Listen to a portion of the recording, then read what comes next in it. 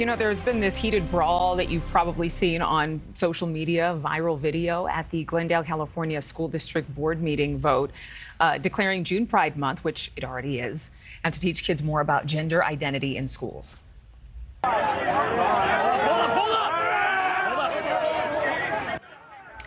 There's a protest for and against LGBTQ plus curriculum on campuses, and conservative parents are demanding the right to opt their kids out of such teaching.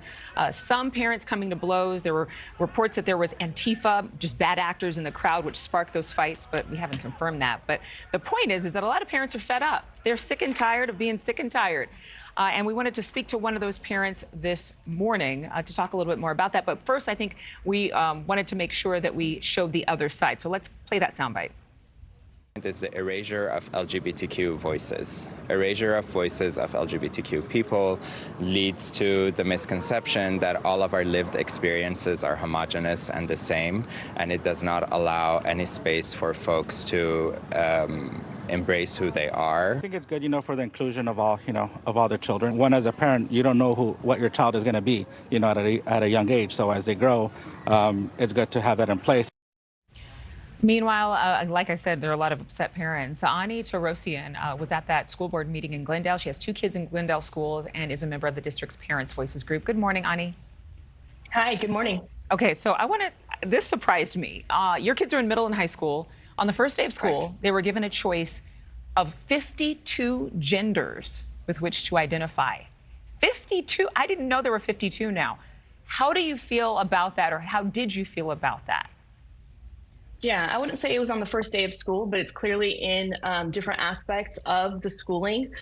We have what parents are upset about is not that kids are being taught that there's families with 2 mommies or 2 daddies, and in fact, this isn't a conservative protest. Our voices include folks from both sides of the aisle. We have religious and non-religious folks. We have people from the LGBTQ community in our voices group.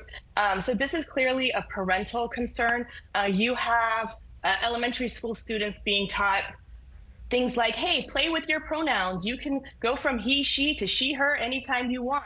Or there's, the books are saying when the doctor assumed your gender at birth, that was actually not right. So you can start, rethinking that. Kindergartners don't know what that means. They can't process that. And this carries on into every facet of curriculum. In junior high, where my daughter attends, first day of school, on the welcome worksheet, it says, what is your pronoun? This isn't something where we're showing fair and inclusive representation in curriculum per the California Fair Act. I'm totally for that. But what we're seeing with this district and districts across the country is bringing in this ideology that gender is a spectrum, bringing in sexuality at a young age, let's focus on the academics. In one of our high schools, the math proficiency per California state standard test is 24%. So, 3 out of 4 students at that high school cannot pass a math test, yet we're spending millions of dollars on this type of curriculum and sending these teachers to get trained at conferences to come back and teach this in every class that they have. Are your kids fed up with this? They're totally fed up with it, and they're laughing at it, which makes me sad, because we have a household where we teach our kids, you should really love and respect people for their character. I'm an immigrant. I wasn't born in this country. My parents fled the Islamic Revolution. We were refugees to this country. So my kids understand those roots, and they understand that there's diversity is a good thing. So now it's become such a mocking point at their schools where it's almost it's defeating the purpose.